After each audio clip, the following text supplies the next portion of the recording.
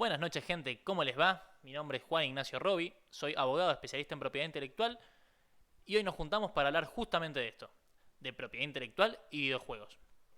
Los jueguitos a todos nos encantan, nos apasionan, pero son como cualquier otro negocio, nada más que con una gran particularidad de que son puramente activos intangibles.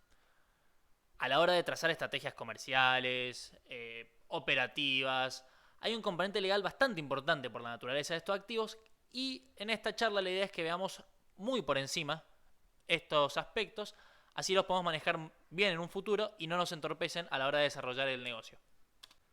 Estos aspectos que van a ser necesarios para que ustedes puedan manejarse con soltura y tengan cierta cintura a la hora de llevar adelante el negocio son estos: la constitución de una sociedad, la propiedad intelectual en sí y los contratos. Obviamente todo esto aplicado específicamente a los videojuegos. Cuando estaba preparando la charla se me había ocurrido un PowerPoint con el clásico efecto somnífero que tienen estos, pero un amigo me sugirió, ¿por qué no haces algo más dinámico, algo más divertido? Y bueno, se nos ocurrió una idea que ojalá el Scope le dé cierta dinámica a la charla y la haga mucho más fácil o llevable y también entendible. Así que sin más preámbulo y citando a un grande entre los grandes,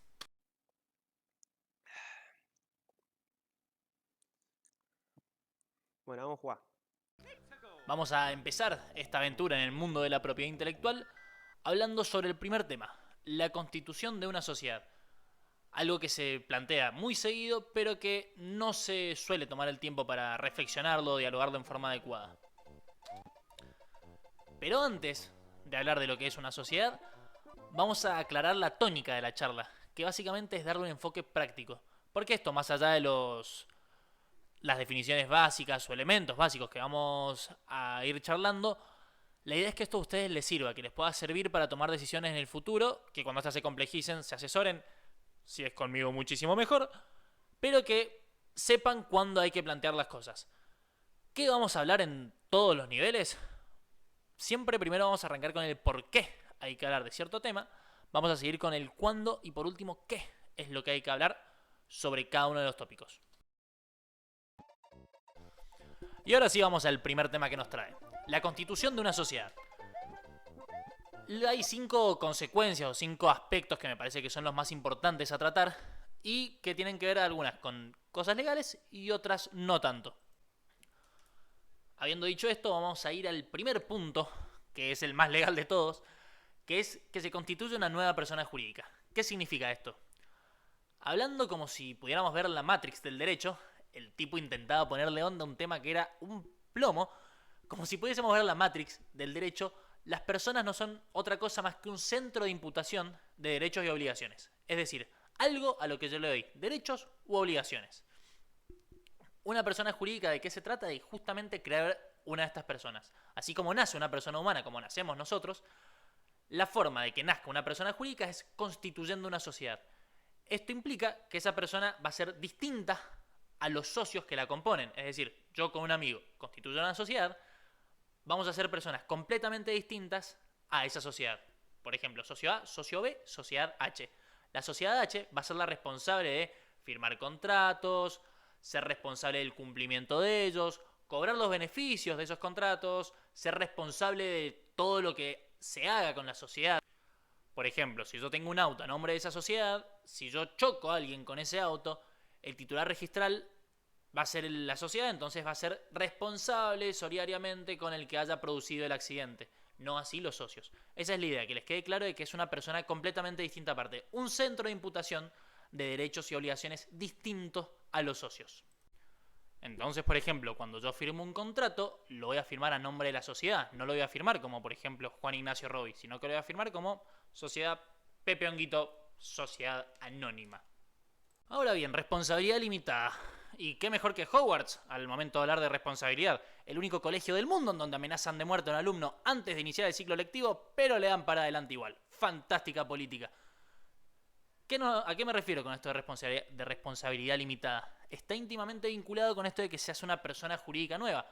Es decir, los socios, por ejemplo, para constituir la sociedad, uno de los elementos necesarios para poder crearla es dotarla de un patrimonio, es decir, que tenga plata para desarrollar su actividad comercial. Entonces los socios dicen, bueno, yo voy a aportar 10.000 pesos y el socio B dice, también voy a aportar 10.000 pesos. su responsabilidad se va a circunscribir a esos 10.000 pesos. Es decir, cuando la sociedad incumple un contrato, le van a poder reclamar por daños y perjuicios, supongamos, solamente hasta 20.000 pesos, porque ese es el capital de la sociedad, o a lo que haya conseguido con su giro comercial, etcétera, etcétera.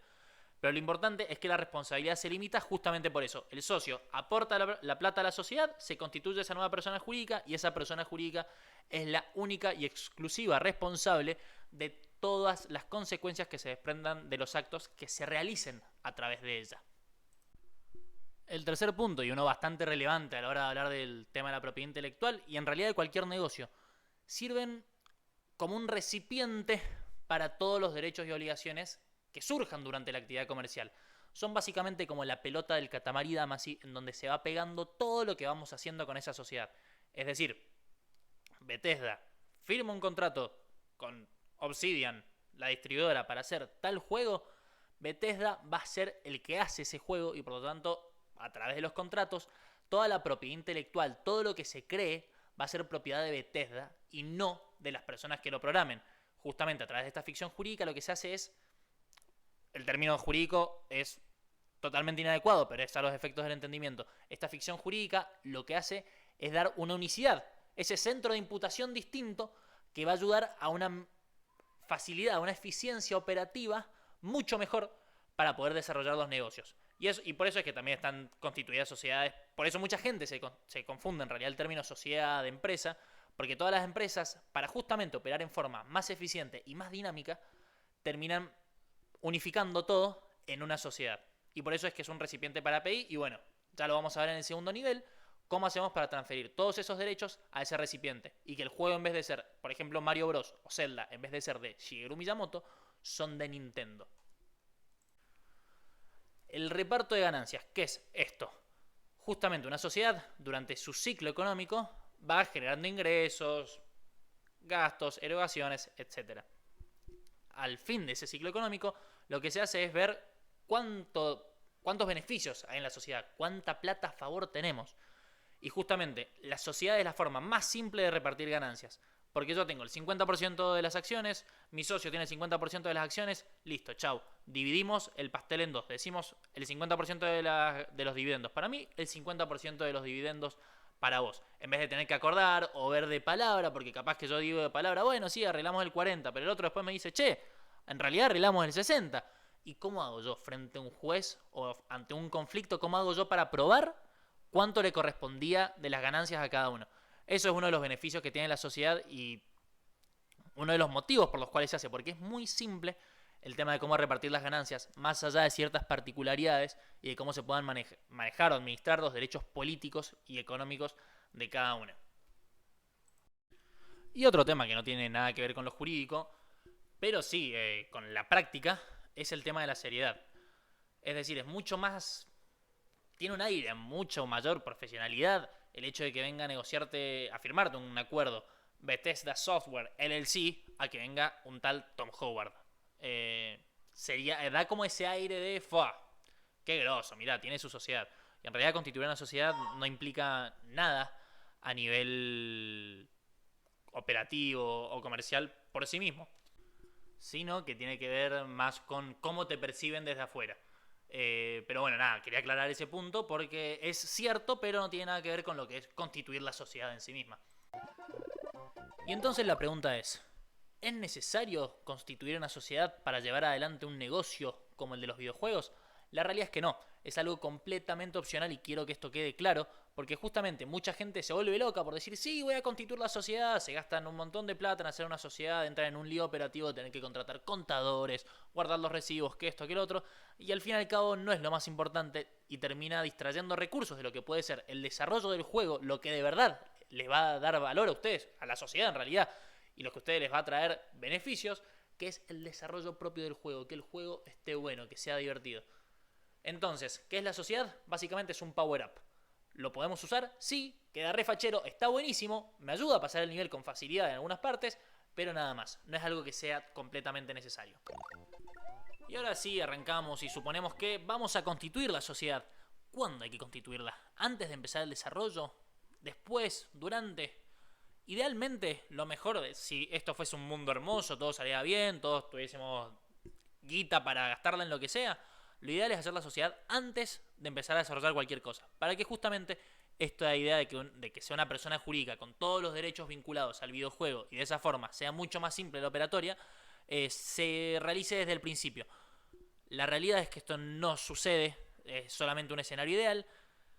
Cuando sucede realmente, cuando ya se tiene desarrollado un MVP, por lo menos un producto mínimo viable, una beta, un alfa, cuando ya tiene tinte de seriedad el juego, es decir, cuando ya pasa de ser una idea a algo ya más concreto, algo plasmado y algo que puede llegar a generar ingresos. Y cuando sí va a ser necesario, en el caso de ser necesario, porque como les digo, no hace falta para desarrollar negocios, sería antes de firmar cualquier contrato importante, por ejemplo, al momento de pedir un préstamo, al momento de que ingrese financiamiento, etcétera, etcétera. O cualquier otro punto que ustedes puedan considerar importante para constituir una sociedad. Y ahora bien, vamos a ver de qué vamos a hablar al momento de constituir la sociedad. ¿De qué tenemos que hablar cuando decimos con un amigo o con un socio, che, vamos a armar una sociedad? No son estrictamente temas legales los siguientes, pero sí tienen que ver justamente con el armado de esta estructura jurídica. Son consecuencias o son cosas que se van a regir por lo que se decida al momento de constituir la sociedad. Y para esto vamos a requerir la ayuda al buen y conocido evasor de impuestos Yoshi, que seguramente la tenga muy atada en este tema. Una de las primeras cosas que vamos a hablar es para qué la vamos a constituir. ¿Por qué estamos haciendo esto? ¿Por qué estamos gastando plata y ganas, energía en constituir una sociedad? ¿Porque vamos a conseguir financiamiento y el socio inversor nos está requiriendo hacer una sociedad?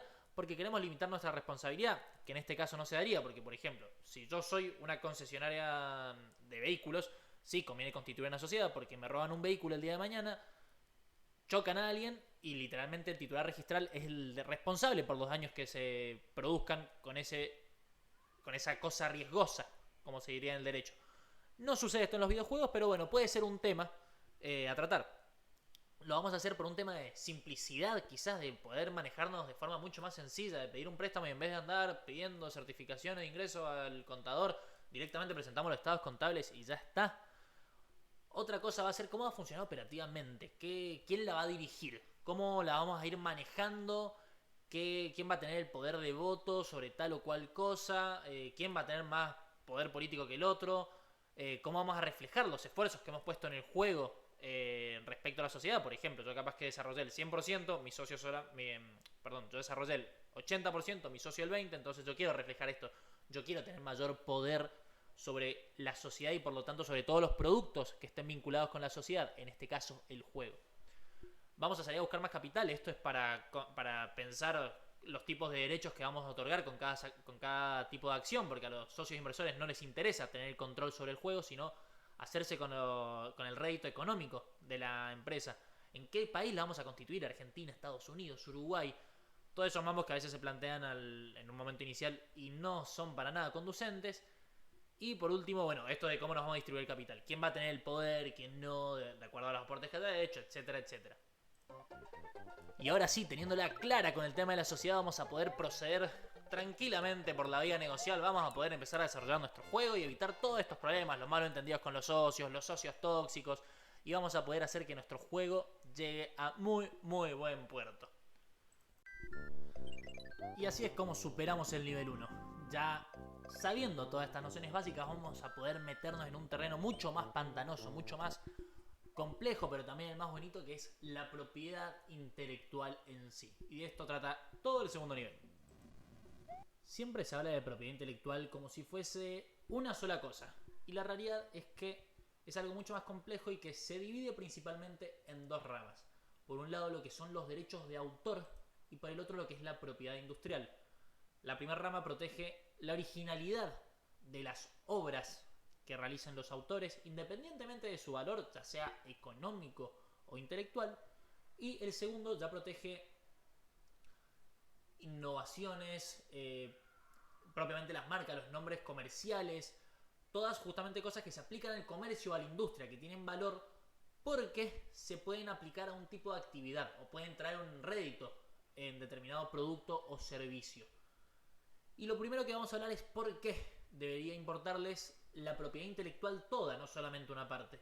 Primero porque literalmente todo el videojuego es propiedad intelectual, todo es un activo intangible, no hay algo físico, más allá de, por ejemplo, el disco duro donde está todo el código fuente.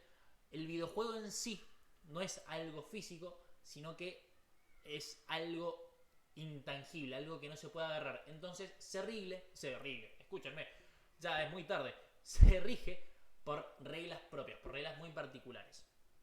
Es importante que justamente ustedes sepan cómo proteger y cómo manejar todos estos derechos para que el día de mañana no tengan ningún inconveniente como los que sí vamos a ver que se han producido durante el desarrollo de la obra maestra FES o alguna otra, como por ejemplo el Dota. Todo esto los va a ayudar a justamente poder estar tranquilos en el negocio, no estar pensando, che, habré hecho esto bien, habré registrado el nombre bien, la marca, y van a poder dedicar toda esa energía a desarrollar el juego y no preocuparse por temas burocráticos o que hacen al negocio, que son temas burocráticos que son súper importantes, pero que hacen al negocio en sí. Justamente, mientras mayor control tengan sobre esto, mientras mayor conocimiento, mientras mayor soltura tengan una cintura para moverse con más tranquilidad, van a poder desarrollar la empresa mucho mejor, van a poder manejar el negocio de otra forma y van a poder evitar infringir propiedad intelectual ajena, todos los problemas que eso conlleva.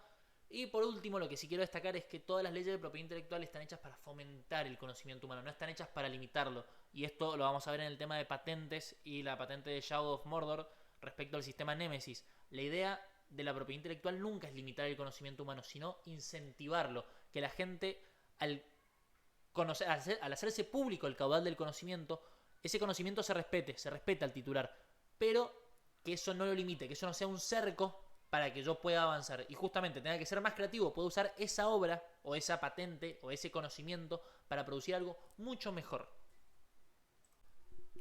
Y bien, entonces vamos a ir a ver cuál es nuestro primer punto y son los derechos de autor, que son de suma importancia en lo que son los videojuegos. ¿Qué son? ¿Cuándo nace? ¿Por qué se empieza esta preocupación de crear este tipo de protección especial? Justamente el primer antecedente normativo, legal que hay, es el Estatuto de la Reina Ana allá por el año 1710. Imagínense, este estatuto versaba solamente sobre las obras literarias, es decir, sobre los libros. Ya no había que proteger el libro, había que proteger la idea, había que proteger el contenido de ese libro, no el cuaderno con páginas. Entonces, bajo esta tónica, se empezaron a justamente, y desde este tiempo más que nada, se empezaron a crear un montón de normativas respecto a derechos de autor que tenían que ver más que nada con obras literarias, después obras musicales, obras teatrales, es decir, siempre teniendo que ver mucho con el tema de la cultura. Naturalmente, con el paso del tiempo, empieza a tener su auge la tecnología, empiezan a desarrollarse nuevas formas de expresarse y empieza esto de, bueno, ¿qué hacemos con esto? Porque es verdad, es intangible. Un programa de software yo no lo puedo proteger como si fuese un libro, como si fuese una música, o sea, no tiene ni melodía, no tiene letra. ¿Cómo hacemos para protegerlo? Entonces empieza a ampliarse esta definición y ya no se protege solamente una obra en sí, una obra literaria o una obra dramática. Se pasa al concepto de proteger la expresión concreta de una idea siempre y cuando sea original. Y independientemente del soporte en el cual esté esta expresión de la idea.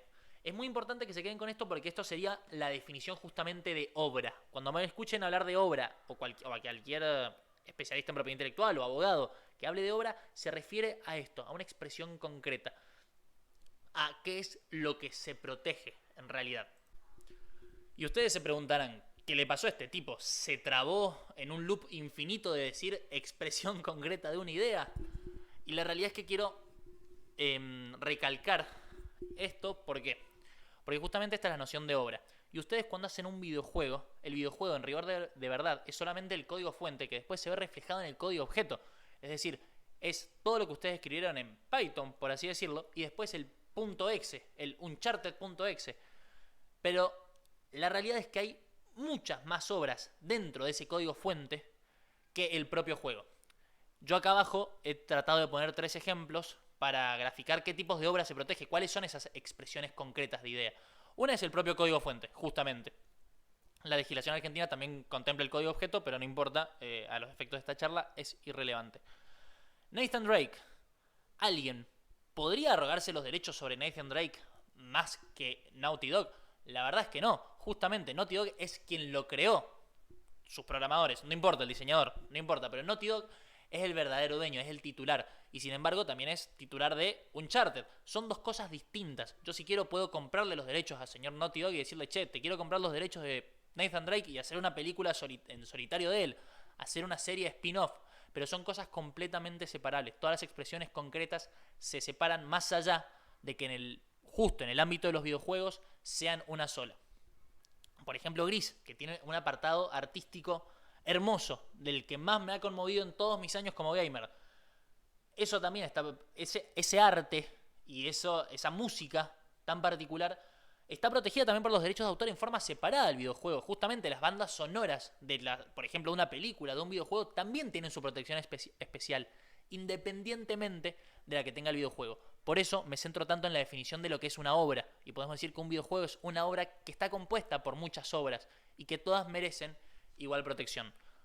Otra cosa importante es que no se protegen ideas, sino su expresión. ¿A qué me refiero con esto? Recuerden que las leyes de propiedad intelectual no están hechas para acercar el conocimiento humano, sino para fomentarlo. Yo tengo una idea fantástica, una mecánica de juego que nunca antes se había visto. Por ejemplo, el juego Looper, si mal no recuerdo el nombre, de jugar en No, pongamos otro ejemplo argentino, Quantum League. El primer juego online en donde se empiezan a jugar con bucles de tiempo, que literalmente te joden el cerebro. Yo, como el dueño de Quantum League, que ahora no me estoy acordando el nombre del estudio, pero no importa, ¿puedo evitar que otra persona tome esa idea y haga un juego de eso? No, porque justamente es una idea. Lo que yo sí puedo hacer es que otra persona no agarre mi juego y, por ejemplo, lo edite. Es decir, yo no puedo agarrar Quantum League, cambiarle los colores a los personajes, ponerle otro nombre y listo, decir que es mi juego. No, justamente por eso me protegen los derechos de autor. Pero no sobre la mecánica principal en sí. Es muy importante que entiendan esto. Mucha gente dice, quiero patentar la mecánica. Y la realidad es que no se pueden, porque esas son ideas. Sí se puede proteger la mecánica aplicada al juego, por así decirlo, pero no por fuera de él. Y estas obras, otro requisito que tienen que cumplir estas expresiones es que tienen que ser originales. ¿Originales en qué sentido? No completamente novedosas, sino que pueden distinguirse las unas de las otras. Por ejemplo, Romeo y Julieta, que es una historia de amor entre dos pibes cuyas familias se odian y se terminan suicidando. Yo puedo esgrimir un derecho sobre esta idea, es decir, puedo decir, che, yo creé Romeo y Julieta y esta es la idea subyacente, entonces yo tengo el derecho exclusivo a escribir historias con esta idea. No, la realidad es que no. Sí puedo proteger la obra en sí, Romeo y Julieta, y si otra persona hace otra historia de amor con el mismo tema, es decir, dos familias que se odian, los pibes se enamoran y después termina muy trágico todo, lo puede hacer perfectamente. Puede hacerlo de otra forma, puede hacerlo adaptándolo al siglo XXI, siempre que tome la idea y no la obra en sí. Dicho esto ya sobre los derechos de autor, vamos a decir desde cuándo son protegidos, cuándo nace esta protección. En nuestro sistema, justamente el de los derechos de autor, por contraposición al del copyright, es desde el momento en que se crea la obra. Es decir, en el momento no en el que yo la pongo en algún soporte, no es el momento en que yo escribo el código, sino en el momento en el que yo la concibo, en el momento en que a mí se me ocurre. Por lo tanto, la registración no es obligatoria, pero tiene un costo muy bajo. En Argentina, registrar una obra de software sale menos de 500 pesos en total. Por lo tanto, la verdad es que la registración, ¿por qué se hace? Para constituir un elemento probatorio. Es decir, yo voy a un tercero de confianza, la Dirección Nacional de Derechos de Autor, deposito mi obra y digo, bueno, acá está el registro fehaciente, en el cual un tercero, a modo de blockchain, me dice, desde tal día yo hice un depósito de tal obra. Yo puedo probar frente a terceros que yo en tal día deposité un ejemplar de un libro que yo escribí, del videojuego que yo desarrollé. Entonces, si el día de mañana surge un tema de, che, vos me copiaste el videojuego, yo voy a poder recurrir a la DNA y decir, che, ¿me dan un certificado de cuándo yo había depositado este videojuego? Y ahí se va a terminar resolviendo el conflicto. Es muy importante también que tomemos acciones en cuanto nosotros detectemos que alguien está violando nuestra propiedad intelectual. No solamente los derechos de autor, sino cualquier tipo de propiedad intelectual. Esto es a los efectos de evitar un revés jurídico, un revés judicial en el caso de un litigio, porque justamente si yo me doy cuenta, yo detecto que alguien está usando mi videojuego para hacer otra obra, por ejemplo, le diga, che, cortala, no sigas usando mi propiedad intelectual, porque si yo no hago eso, en el futuro puede interpretarse como que le di una autorización tácita, más allá de los vericuetos jurídicos que pueda haber en el medio. Por lo tanto, siempre hay que evaluar el tema de realizar intimaciones a través de cartas documento, evaluar litigios. Hay que tener mucho cuidado porque la comunidad gamer es una de las más vocales que existen en el mundo.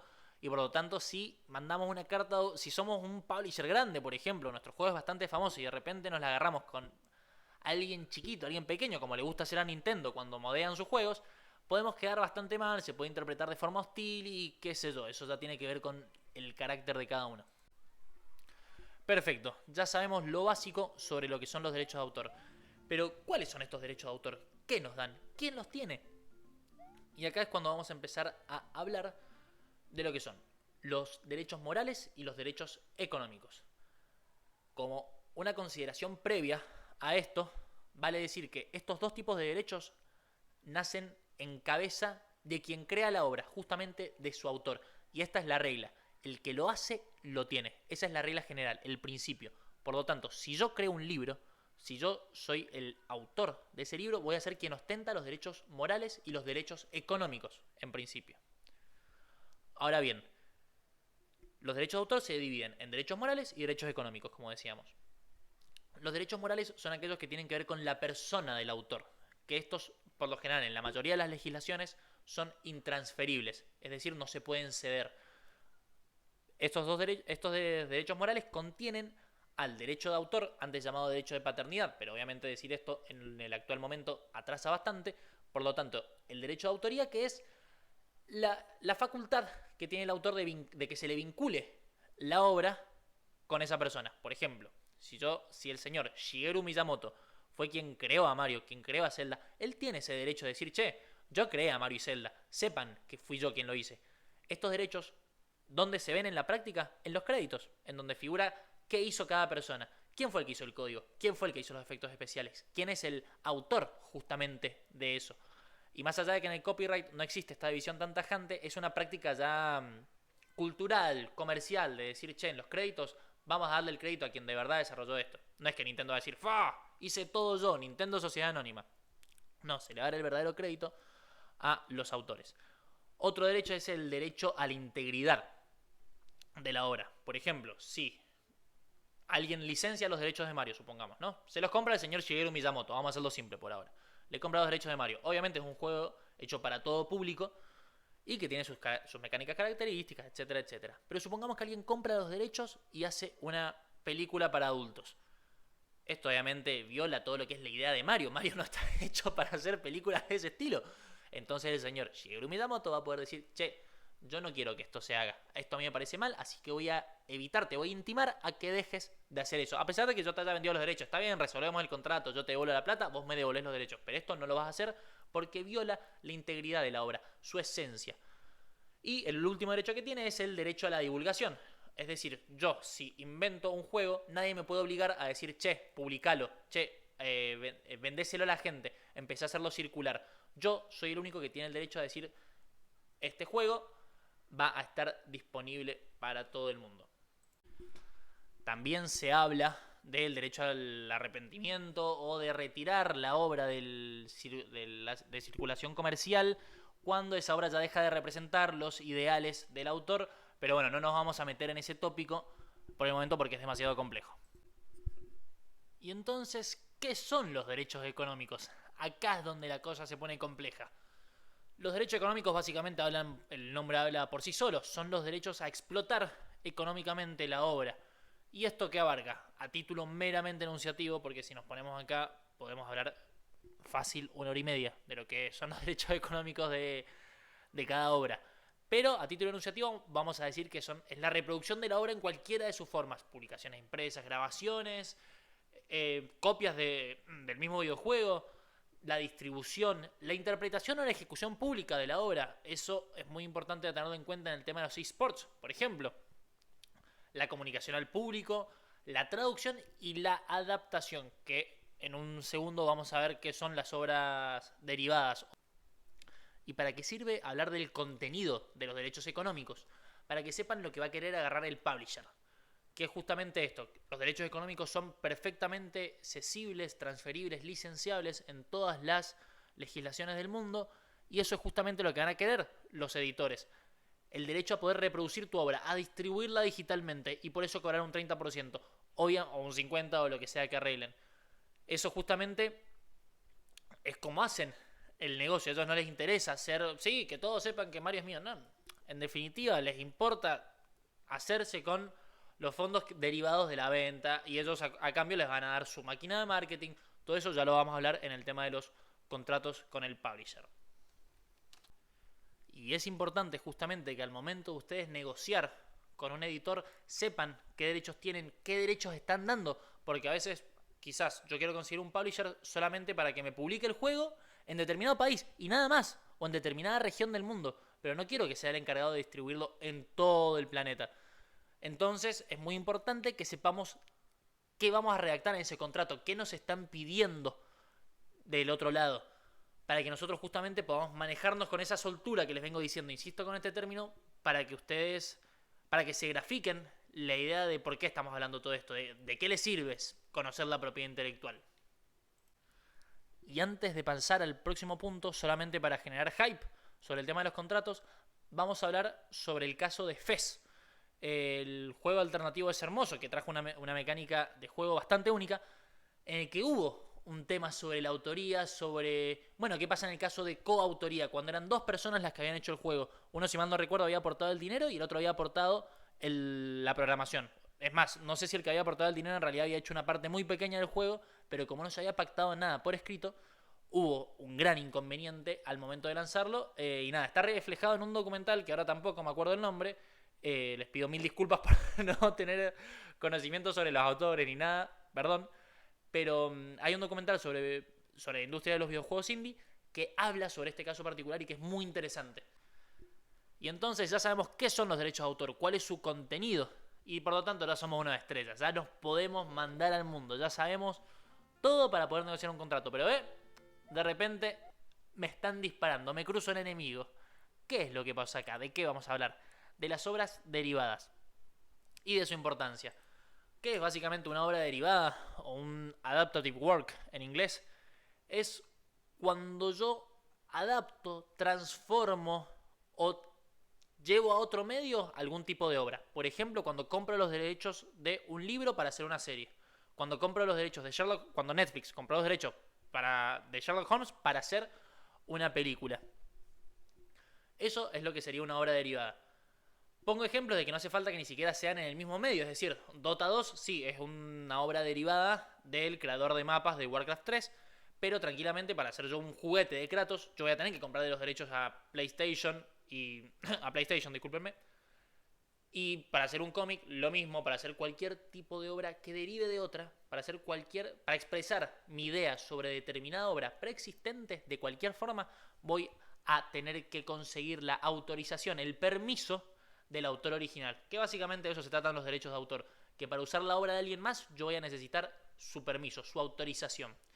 El caso de Dota 2 es bastante ejemplificativo de por qué hay que manejar bien el tema de la propiedad intelectual en una industria como los videojuegos. Warcraft 3 tenía un editor de mapas y según lo que yo entiendo de la información que he ido recabando del caso, lo que vos hacías con ese editor de mapas en los términos y condiciones de Warcraft, discúlpenme, Blizzard te decía, lo que vos hagas con el editor de mapas es tuyo. Te reconocemos esa autoría, es decir, crea lo que vos quieras, va a ser tuyo, hacé lo que quieras. Nosotros no tenemos nada que ver. Justamente, un usuario EUL hizo el Dota 1, la rompió el mapa. Valve vio el negocio y dijo, che, ¿por qué no hacemos una secuela? ¿Qué hizo? Averiguó quién era el dueño, quién era justamente el titular de ese videojuego, el que había creado el mapa. Y entonces habla con el que creó el mapa, lo contrata, hay ciertos vaivenes en el medio, pero lo contrata y termina siendo lo que es Dota 2. Y de repente Valve es el dueño de Dota 2 y Blizzard, que fue, entre comillas, el que dio, no el que dio la idea, porque no es el que dio la idea, pero sí el que dio el puntapié inicial, el que hizo posible todo esto, en principio no ganaba un peso con eso, no ganaría un peso, a pesar de que se hizo a partir de un juego suyo, de su propio motor, de todo. Ellos se quedaron sin nada en las manos. Entonces es bastante peculiar este caso porque de repente fue como, che, un estudio gigante del mundo de los videojuegos no supo cómo administrar esto y más o menos, eran otros tiempos, era el año 2007, 2008, por ahí, no se hablaba quizás tanto de estos temas. Pero bueno, es importante, traigo este caso a colación porque es uno de los más interesantes que se dan en esta industria. Y ahora sí, ya sabemos todos los basics del derecho de autor. Nos sacamos al enemigo encima, agarramos el power up y nos vamos a enfrentar al próximo nivel, que es un poco más complejo y esto sí, se va a volver más tedioso todavía. Y es el mundo de la propiedad industrial. Entonces, ¿qué es la propiedad industrial? ¿De qué hablamos cuando hablamos de propiedad industrial? No hay una definición tan simple como la de derechos de autor, en donde simplemente podemos englobar todas las obras bajo una sola definición, sino que vamos a tener que ir viendo tipo por tipo. Como dije al principio, hablando de la propiedad intelectual, es decir, el género, la propiedad intelectual protege justamente todas las invenciones del hombre, protege todo lo que crea el intelecto de la humanidad. La propiedad industrial se va a abocar principalmente a todo lo que tenga una aplicación industrial o comercial. Por ejemplo, marcas, que son signos distintivos para diferenciar un producto de otro, diseños industriales, patentes, que son los tres tipos más importantes y que son los que vamos a ver a continuación.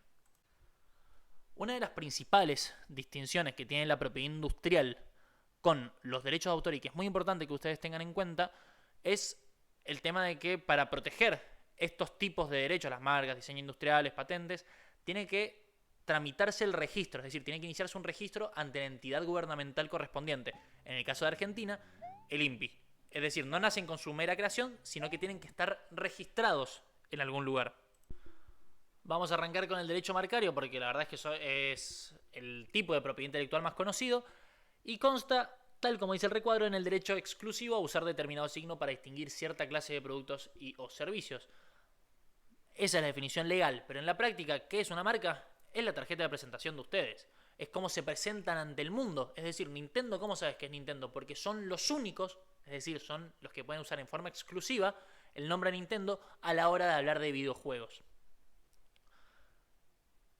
Podríamos hacer un montón de consideraciones respecto al tema de las clases, los tipos de clases, cómo se relacionan, pero la realidad es que sería algo muy profundo para esta charla. Por eso no vamos a entrar en eso. Pero sí quiero hablar de por qué es importante hacer un buen registro de la marca. Yo, por ejemplo, tengo un cliente del cual no puedo dar el nombre, porque obviamente estamos en medio del litigio, pero que registró la marca en una clase en vez de 2 clases y la competencia puso un nombre muy parecido al de mi cliente en la otra clase. Es decir, mi cliente tenía que registrarla en 2 por ahorrarse unos pesos. La registró solamente en 1 y la competencia dijo, bueno, ¿sabes qué? Me voy a aprovechar de tu nombre, voy a aprovechar de que vos ya tenés un mercado con exactamente ese nombre, lo voy a copiar, voy a hacerlo bastante similar y voy a registrar la marca en la clase que a vos te faltó. Y por haber dejado ese pequeño hueco legal, ahora tenemos un conflicto bastante importante y está bastante bueno, pero también excede el marco de esta charla. Y también, acá en el tema marcario, vieron que cuando hablaba de obras derivadas, les dije que Blizzard se había ido con las manos vacías.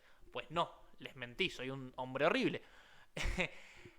Lo que pasó es que cuando Valve justamente contrata al usuario Eulo, no me acuerdo a quién contrató para hacer el Dota 2, ingresa el formulario para registrar la marca Dota a nombre de Valve. Y en el registro marcario, el trámite marcario básicamente es, el proceso es, yo ingreso el formulario, se publica la marca en el boletín de marcas, hay 30 días para que cualquier interesado presente oposiciones a que yo registre esa marca, y después se hace un examen de fondo, y finalmente si no hay objeciones, se otorga la marca. Lo que hizo Blizzard es cuando Valve ingresa el formulario, se publica en el boletín de marcas, ellos ponen una oposición y dicen, esa marca, ese signo distintivo, esa denominación no pertenece a una empresa en particular, pertenece a la comunidad de Blizzard, pertenece a la comunidad de Warcraft. Y entonces, para vos levantar una oposición en el trámite marcario, básicamente tenés que sentarte a negociar con el que hizo la oposición o refutarla con argumentos jurídicos de gran peso. Valve se sentó con Blizzard y dijeron, muchachos, vamos a resolver esto. No son públicos los números que se han manejado en esa reunión, pero Blizzard, o sea, ven cómo de repente se empieza a relacionar todo en el tema propiedad intelectual. A través del derecho de marcas, Blizzard no pudo conseguir ser autor, entre comillas, ser el dueño de Dota 2, pero pudo meterle un palo en la rueda a Valve que seguramente debe haber sido un palo de oro, un palo de Bitcoin, por así decirlo, que no debe haber sido nada barato. No es que quiera ser insistente, pero Esto demuestra un poco de por qué tienen que saber manejarse en el ámbito de la propiedad intelectual. Ahora vamos a pasarnos a todos los picantes que nos pueden llegar a molestar con sus cartas documentos sobre el cese de uso de marca y todo eso, y vamos a hablar del próximo tema, los diseños industriales. ¿Qué son? Son básicamente la forma de proteger un aspecto estético, puramente estético y no funcional, de un producto. Es decir, iPhone, como habrán visto, cualquier teléfono es igual a otro. Son todos juegos rectangulares, fin, se acabó. Pero tiene algo distinto del iPhone. Es más finito, es más bonito, tiene cierta curvatura. ¿Y por qué a los teléfonos no limitan? ¿Qué le cuesta a Huawei sacar un teléfono igual al iPhone estéticamente? Y que haya gente que dice, bueno, mira, a mí me gusta que sea finito el teléfono, que sea elegante, entonces me voy a comprar un Huawei. ¿Cómo hace para evitar eso? Apple. Básicamente a través de los diseños industriales. Protegen ese aspecto estético, esa forma puramente ornamental, cómo es el producto, sin hablar de su función. ¿Y cómo se aplica esto en el software? A través de la interfaz gráfica. ¿Por qué, por ejemplo, no hay un programa, un procesador de textos igual a Word, con sus iconitos, con toda su tipología tan característica? Porque todo esto está registrado bajo un diseño industrial, seguramente. Entonces, esa es la forma de asegurarte que vos sos el único capaz de usar esa interfaz gráfica en determinado software. ¿En qué les interesa a ustedes? El HUD. El HUD, o por ejemplo los menús, también pueden llegar a registrarse como diseños industriales. Y justamente proteger de esa forma en su totalidad la obra. Que es verdad, el HUD no es que te haga el 100% del juego, para nada. Pero son pequeñas cosas que van agregándole valor al producto de repente. Ya sabiendo lo que son los diseños industriales y la marca, sorteamos a este enemigo y vamos a enfrentarnos a un tema bastante, el más conocido en realidad de lo que es la propiedad industrial, el tema de las patentes. ¿Qué son las patentes? Que todo el mundo siempre habla de, che, quiero patentar una marca, quiero patentar un producto. No todo es patentable, es justamente el tipo de protección más fuerte, más reconocido también de esta rama de la propiedad intelectual, pero no es aplicable a todo. Básicamente las patentes son títulos que te permiten tener un monopolio económico sobre determinada solución técnica a cierto problema. Es decir, yo invento un producto novedoso o un procedimiento novedoso, por ejemplo, que me ahorre el 50% del tiempo en hacer un calzado de cuero. Si yo consigo el título de patente, voy a ser el único capaz de usar ese procedimiento para hacer zapatos de cuero en el territorio donde yo registre esa patente. Como es el, entre comillas, derecho más fuerte, esta patente, el que te da un monopolio, el que literalmente la ley, los libros de derecho, la ley, todo te dice tenés un monopolio sobre esto, es el más gravoso a la hora de realizar el trámite, es el más complicado de hacer. Tienen que reunir básicamente 4 requisitos esas creaciones, esas invenciones. Tienen que ser innovativas en el sentido de que, discúlpenme, es una solución nunca antes vista. Es decir, es novedosa. Ahora sí hablamos de algo que no existía antes. No como en los derechos de autor, que hablábamos de originalidad y era otra cosa.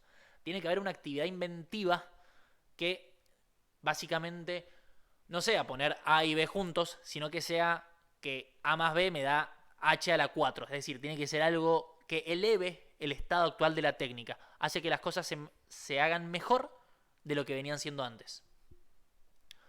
Otra es el tema de la publicación, la divulgación de esa creación. Justamente a mí me dan el monopolio para explotar económicamente esa creación solamente si yo la publico en el boletín de patentes. Digo, miren, esto se hace de esta forma, este producto se hace así, este procedimiento se hace así, pero después el limpio evalúa si eso reúne los requisitos y me dan a mí, si los reúne, me dan a mí la facultad de explotar esa creación en solitud. Esta divulgación se hace porque justamente, como les dije, las leyes de propiedad intelectual quieren fomentar el conocimiento, no cercarlo, no acortarlo. Entonces la idea es que la gente pueda colgarse esa patente después y crear otros productos o usarlas para investigación, etcétera, etcétera.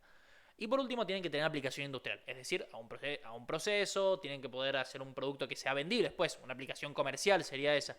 Por eso justamente entra en el tema de la propiedad industrial.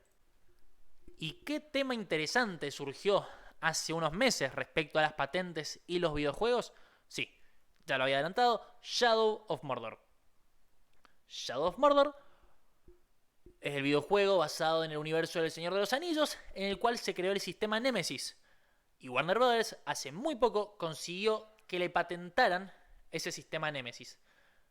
Pero Nacho, vos no nos habías dicho hace un par de minutos que las mecánicas no eran protegibles a través de los derechos de autor, no era que eran ideas que podían flotar libremente. Bueno, por esto se generó tanta controversia, porque de repente fue como, ¿ahora qué pasó? Warner Brothers de repente es el único que puede usar un sistema Nemesis. Yo no puedo crear un sistema distinto y usarlo en mi videojuego. No puedo usar una idea, no puedo usar esa idea, no puedo hacer que los enemigos se acuerden de mi personaje y de las interacciones que yo tuve con ellos en el pasado. La realidad es que sí, porque justamente lo que patentó, es decir, sobre lo que tiene un derecho exclusivo el señor o la señora Warner Brothers, es solamente sobre esos procedimientos técnicos que estén en el título de la patente, en las reivindicaciones, no importa ahora entrar en el estudio concreto, pero solamente sobre los procedimientos que están incluidos ahí, es decir, cómo funciona ese sistema Nemesis en particular, pero no significa que yo no pueda crear un sistema Nemesis. Lo que yo no puedo hacer es literalmente programar ese mismo sistema que funcione de la misma forma y meterlo en mi juego, porque ahí sí estaría violando el ámbito de la patente. Lo que yo justamente puedo hacer, y esto es lo que por eso necesitan también este cierto conocimiento dentro de lo que es la propiedad intelectual para poder lo que se llama rodear el ámbito de la patente, esquivarlo para llegar al mismo objetivo, al mismo fin, que es un sistema en donde mis enemigos se acuerden de mi personaje. Ustedes lo que tienen que hacer es rodearlo, no caer en el ámbito de esa patente, es decir, conseguir un sistema Nemesis, pero que no funcione exactamente igual al de ellos, al de Warner Brothers, el que salió publicado en ese boletín de patentes. Pero no significa que ellos hayan patentado esa mecánica, solamente patentaron ese procedimiento para llevar a cabo esa mecánica. Obviamente, el día de mañana, si ustedes hacen un juego y tienen un sistema Nemesis y es exitoso, probablemente les llegue una intimación faciente, una carta documento del señor o señora Warner Brothers diciéndole, che, yo había patentado esta mecánica. Y ahí va a ser un tema súper delicado el que van a tener que tratar, porque a ver si yo les cuento esto ahora con mucha soltura, pero el día de mañana le cae una carta de documento a un cliente mío del señor Warner Brothers y sí, probablemente pase un mal rato y mi semana se vuelva súper estresante. Pero bueno, tienen que tener esto en claro. La realidad es que la mecánica en sí no es lo que está patentado, sino el procedimiento de esa mecánica tal como se hace en el juego Shadow of Mordor. Y ya podríamos decir que con Mario vamos a terminar el nivel, pero si han estado prestando atención, puede ser que hayan cosas que ustedes dicen, che, acá no me cierra. Hay algunas cosas que no caen en el ámbito de protección de estos tipos de propiedad industrial, de derechos de autor. ¿Cómo se protege, por ejemplo, la información, los secretos comerciales? ¿Por qué me hacen firmar a mí NDA si ya todo está protegido por los derechos de autor o por lo que sea? La información no es protegible. Justamente son ideas, no son algo concreto. Es decir, si yo llevo una industria a cabo y de repente descubro que cierta metodología de trabajo, por ejemplo, descubro que los empleados trabajan mejor si solamente trabajan 2 horas por día en vez de 8.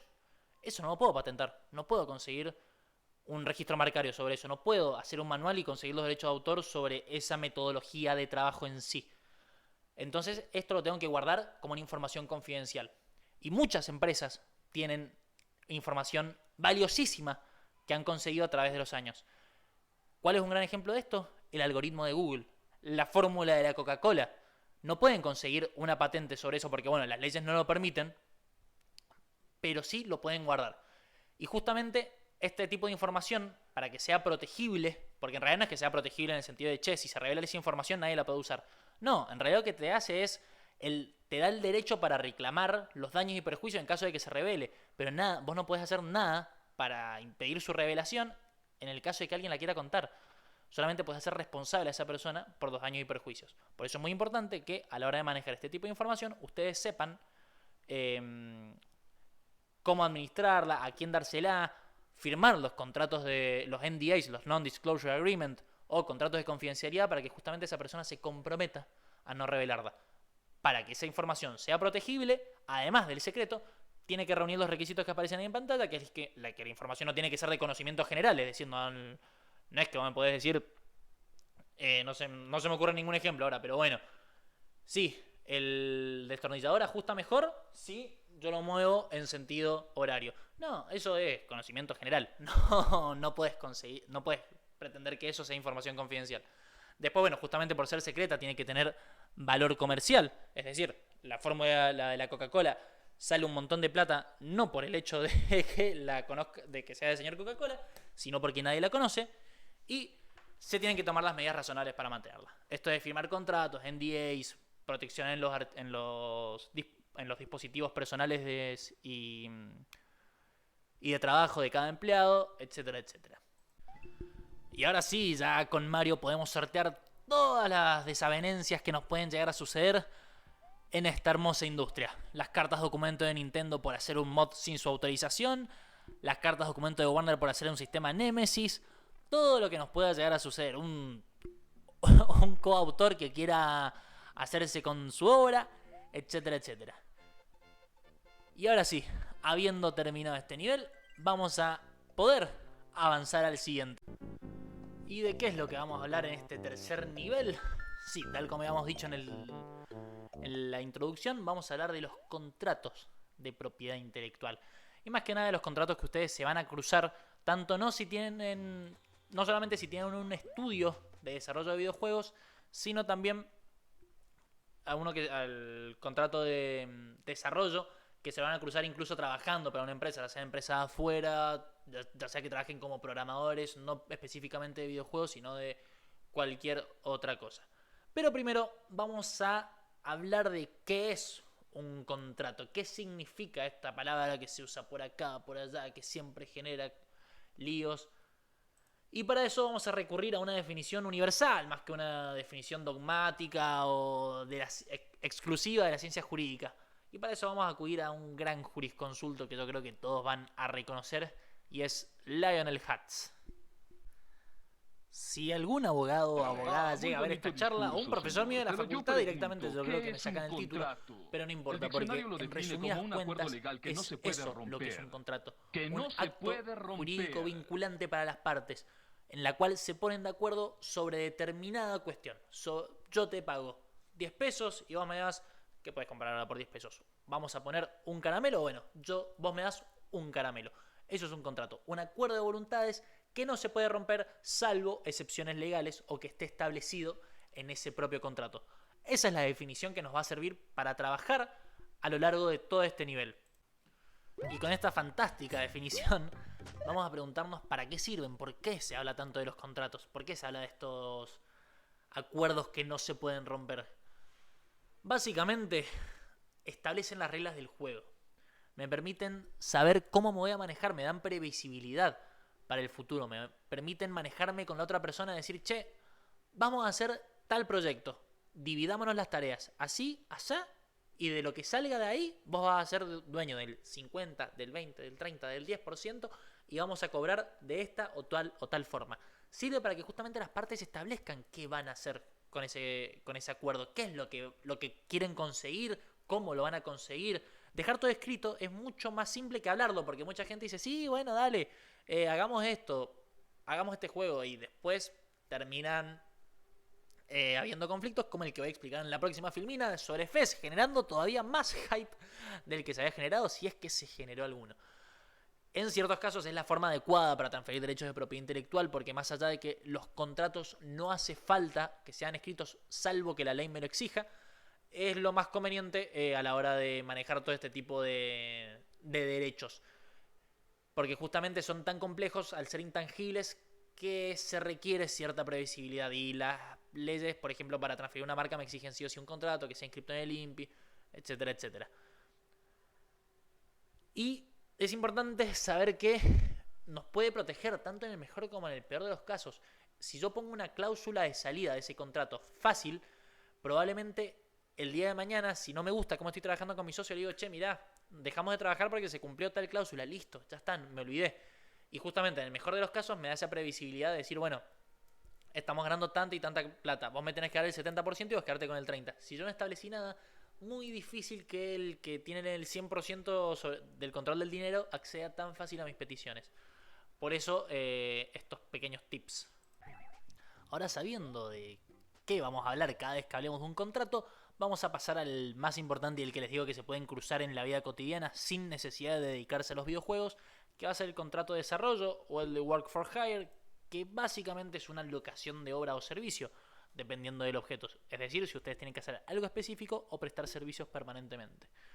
Son contratos típicos que van a ver a la hora de contratar a un developer, a alguien que hace la música, el que hace el guión, básicamente. Todas las obras que se manejen acá en esta industria van a tener que transferirse a través de esto, que yo les digo, vos lo que en realidad estás cediendo acá, estás transfiriendo, son los derechos económicos, no la obra en sí, no la autoría. Yo estoy haciendo tal cosa para que vos la aproveches económicamente. Esto también es muy importante si van a tener empleados en relación de dependencia. ¿Por qué? Porque definiendo ese objeto, el ámbito del contrato, qué es lo que yo estoy contratando, es si esa propiedad de esos derechos, esa propiedad sobre los derechos económicos se les van a transferir a ustedes o no. Por ejemplo, si un empleado había sido contratado para hacer la música, pero le dicen, che, vos que sabés programar, dale, metete y diseñá este nivel. Si de repente diseña ese nivel el día de mañana, ese empleado puede llegar a decir, mirá, este nivel lo diseñé, pero no estaba en el ámbito del contrato. Por lo tanto, ese nivel es mío, no es tuyo. Y yo no dejo que lo metas en tu juego, salvo que me pongas un palo verde encima. Por ejemplo. Entonces es muy importante que definan ese ámbito del contrato. Y no solamente para esos casos, en el caso de que sean el estudio o la parte empleadora, sino también si son empleados para que no les puedan, justamente, hablando muy mal y muy pronto, pedir boludeces.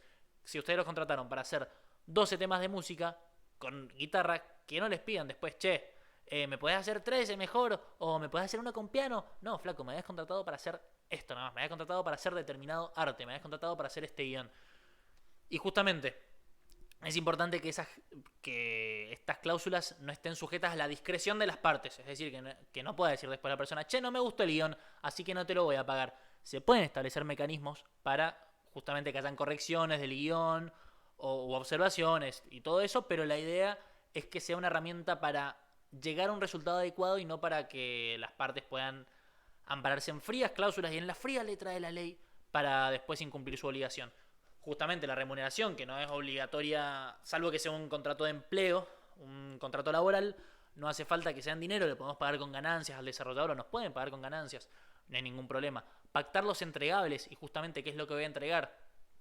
Si yo te dije que en un mes te voy a entregar tantos tracks, que no me digas, che, entregame las 12 pistas musicales ahora. No, flaco, te dije que te voy a entregar dentro de 6 meses. La propiedad intelectual, ¿a qué persona le va a quedar? Acordémonos del tema de los derechos morales y los derechos económicos. La confidencialidad, para proteger toda la información que yo le he dado a la otra persona o que esa persona me brinda a mí. La exclusividad, es decir, si yo contrato a alguien para que programe solamente para el estudio o si yo programo solamente para el estudio. Y ahora sí, el contrato de FES. No, ¿qué fue lo que pasó acá? No era un contrato de desarrollo propiamente dicho, eran dos socios. Uno que, si mal no recuerdo, en realidad ponía dinero y creo que algo hacía en la obra. Es decir, algo ponía en el software, no me acuerdo si había diseñado algo o qué. Y está el desarrollador principal, que es el dueño, o el que todos conocen como el creador de FES, que fue justamente el que programó básicamente todo el juego. ¿Qué pasó? A mitad del desarrollo se pelearon estos programadores. Sí, es más, el otro, discúlpenme, se me vino a la mente. Ellos tenían un estudio muy pequeño, eran ellos dos, o eran tres. El tercer programador se va, pero algo de código había dejado dentro del juego y quedan dos programadores. Y hay uno que es el principal, que es un colorado, que ahora no me acuerdo el nombre, y tampoco me lo voy a acordar. Y bueno, ¿qué pasó? El día que lo va a exponer a una conferencia de juegos indies, decide reunirse este socio que se había salido del juego con esta persona, con el lead programmer. Y nada, el documental demuestra todo el estrés que tuvo el programador a la hora de publicar el juego, porque el otro si quería le podía decir, che, flaco, ese juego tiene código mío, no lo vas a publicar. O ese juego en parte lo inventé yo y no lo vas a publicar. Y está bien, podría haber usado otro código, borrar esa parte del código, pero como les digo, los derechos de autor no protegen solamente el código, protegen todo. Entonces el otro si quería le podía poner 1.000.000 de palos en la rueda. Y nada, justamente por no haber pactado en un contrato cláusulas de salida, o el tema de la propiedad intelectual, a quién le queda, a quién no, quién tiene el poder de decisión, etcétera, etcétera, al no poder ponerse de acuerdo en esa microsociedad que habían armado, una sociedad no en sentido legal, sino en sentido operativo, o sea, era una sociedad básicamente, los tres funcionaban como socios. terminó teniendo tantas complicaciones, terminó teniendo tantos ataques de pánico, sufriendo tanto estrés, porque justamente alguno puede decir, bueno, estamos programando jueguitos, somos todos amigos, no pasa nada, pero de repente hay un mango en el medio y la gente se desconoce completamente. Si no, pregúntenle a los especialistas en sucesiones. Ahora sí, vamos a avanzar al próximo contrato. Como les dije, como estos son los contratos de colaboración típicos entre todas las personas que hacen un videojuego, esto básicamente va a ser un power-up. Nos va a permitir avanzar de forma más eficiente en el escenario. ¿Y qué pasó de repente? ¿Con quién nos cruzamos? Con un publisher. ¿Cuál es la tarea del publisher o el editor? Para trazar un paralelo bastante adecuado, vamos a hablar que se maneja esto como la industria de los libros, la industria literaria, en donde viene un editor, me financia el juego y yo le cedo ciertos derechos, que son este tema de los derechos económicos. Puede, en los contratos, impera lo que se llama la autonomía de la voluntad de las partes, es decir, las partes pueden pactar lo que quieran. Por lo tanto, más allá de que yo hablo que a veces son de financiamiento parcial o total del videojuego, puede ser que un publisher simplemente ya se acerque a vos una vez que vos terminaste el juego y directamente te ofrezca su máquina de marketing. Entonces no es estrictamente el contrato de publishing que va a tener este tipo de cláusulas o va a hablar solamente de financiamiento. Puede hablar de un montón de otras cosas. Y bien, entonces, ¿de qué se va a hablar por lo general en el contrato de publishing? Del licenciamiento de los derechos económicos.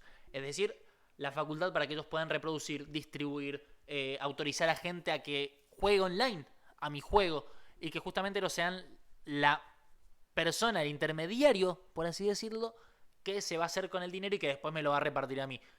¿Cuál va a ser la contraprestación del publisher? Por lo general, ¿a qué se va a comprometer ese editor?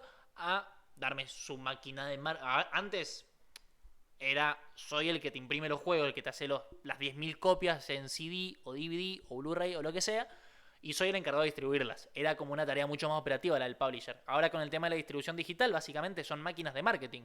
No es lo mismo que yo salga a publicar mi juego a que el publisher sea Electronic Arts, por lo tanto ya sé que tiene microtransacciones y está apuntado a que un niño inserte la tarjeta de crédito de sus padres en el videojuego, o que haga un juego indie y que el publisher sea Annapurna, lo cual es un sello de calidad, básicamente, de que voy a tener una experiencia que probablemente me deje llorando en posición fetal en la cama durante un par de horas. Entonces, ese va a ser lo principal, el licenciamiento de los derechos económicos, y esto va a estar en todos los contratos de publishing.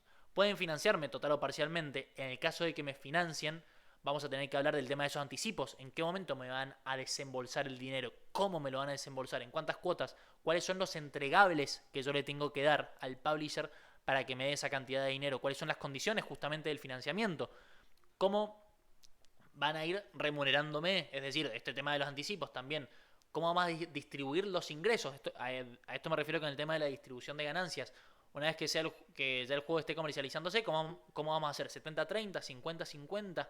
El tema de las obras derivadas, justamente como les dije, en los derechos económicos. Si yo hago un contrato en el cual digo, che, te cedo todos mis derechos económicos, te estoy cediendo todos los derechos económicos. Incluso el de permitir que alguien más adapte la obra. Entonces el publisher, si me compra esos derechos, y yo no tenía idea de que existían los derechos adaptativos o las obras derivadas, de repente puedo ver merchandising de mi juego en la calle y yo no gano un peso con eso. Entonces por eso es importante que tengan esta cintura. Nuevamente recalco la importancia de los derechos de propiedad intelectual. También los activos intangibles, por su naturaleza fraccionable, hay que hablar del tema de la territorialidad. Yo puedo decir, voy a usar un publisher para la región de Europa, un publisher para la región de Estados Unidos. Eso sucedía antes con el tema de la distribución física de los juegos. Ahora básicamente agarras un publisher y vamos andando. Pero también se puede hacer, no hay ningún problema. Obviamente estas cláusulas son grandes vistazos para que ustedes vean de qué se va a hablar más o menos en un contrato, pero no son ni loco todas las cláusulas que involucran estos contratos. Faltan un montón de cosas, las garantías, las declaraciones de las partes, pero bueno, no hacen tanto el objeto de la charla. Y ahora sí, teniendo conocimiento de esto ya, de este gran pulpo que es el publisher, este gran bicho Lovecraftiano que me va a querer agarrar todos mis derechos económicos, vamos a saber sortearlo, porque la verdad es que no lo queremos matar, no vamos a decir que el publisher es malo, es el villano, no, la verdad que es nuestro aliado, pero a ver, él hace su negocio y nosotros tenemos que hacer el nuestro. Por lo tanto, hay que saber cómo manejarse para que la relación se lleve de la forma más adecuada posible. Y el publisher nos va a dar la facultad, la posibilidad de tener nuevas ideas, nuevas entradas de dinero, nuevas mecánicas, nuevas cositas que podemos hacer con nuestro software. Y obviamente nos va a perseguir hasta la muerte para que nosotros podamos usar esas nuevas mecánicas. Y acá vamos a entrar en el terreno del juego mobile o del tema de la venta de los datos. Muchos juegos, obviamente los que son gratuitos, se asientan sobre esto, sobre venta de datos, sobre publicidad dirigida, etcétera, etcétera. No vamos a abarcar eso en esta charla porque ya deben estar hartos de escucharme, pero sí es muy importante que si van a hacer un juego mobile o un juego de cualquier tipo que vaya a manejar datos, se asesoren con un especialista en privacidad de datos.